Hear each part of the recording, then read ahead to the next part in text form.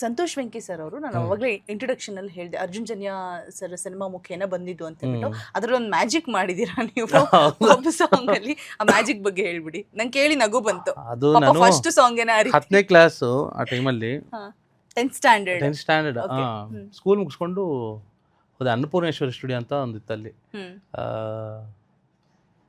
ಅಲ್ಲೇ ಏರಿಯಾ ಮರ್ತೋಯ್ತು. ನಾಗರಬಾವಿ ಅಲ್ಲಲ್ಲ ಅಲ್ಲಿ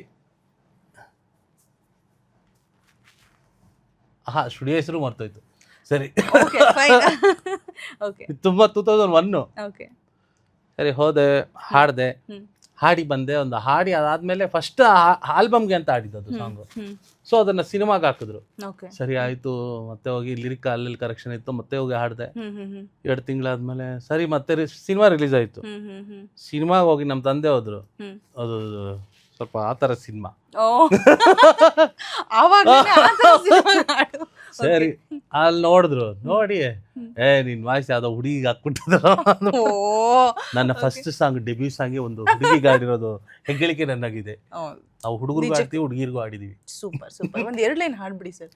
ಅದು ಎಂಗು ಎಂಗೇಜು, ಹಾಟಲ್ಲಿ ನ್ಯೂ ಕ್ರೇಜು, ಲವ್ಲಿ ರಂಗೇಜು, ಮಾಡೋಣ ನಾ ಮೋಜು. ಎಂಗು ಎಂಗೇಜು, ಹಾಟಲ್ಲಿ ನ್ಯೂ ಕ್ರೇಜು, ಲವ್ಲಿ ರಂಗೇಜು, ಮಾಡೋಣ ನಾನ ಜಾ, ದಿಲ್ ದೇ ಜಾ, ದಿಲ್ ಲೇ ಜಾ, ದಿಲ್ ದೇ ಜಾ, ಈ ತರ ಬರುತ್ತೆ. ಸೂಪರ್. 10th ಸ್ಟ್ಯಾಂಡರ್ಡ್ಗೆ ಹಾಡಿದಿರಲ್ಲ ಸರ್,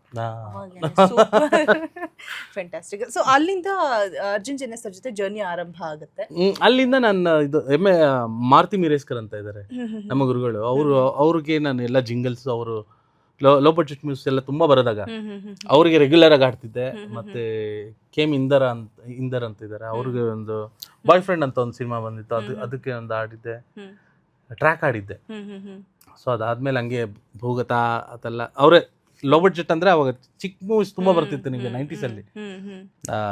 ಅದೆಲ್ಲ ವಾರಗಟ್ಲೆ ಓಡೋಂಥ ಸಿನಿಮಾ.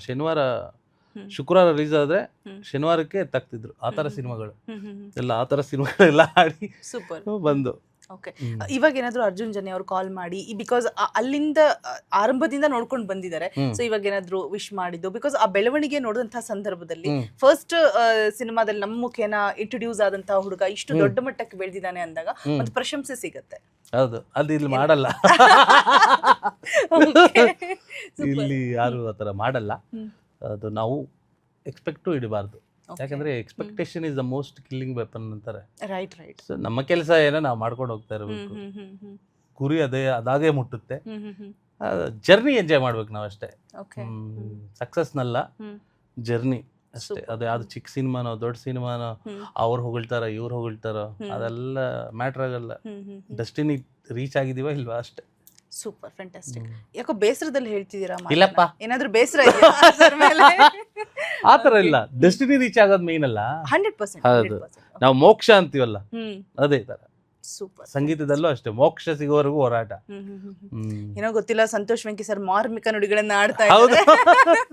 ಲೆಟ್ಸ್ ಸಿ, ನೋಡೋಣ.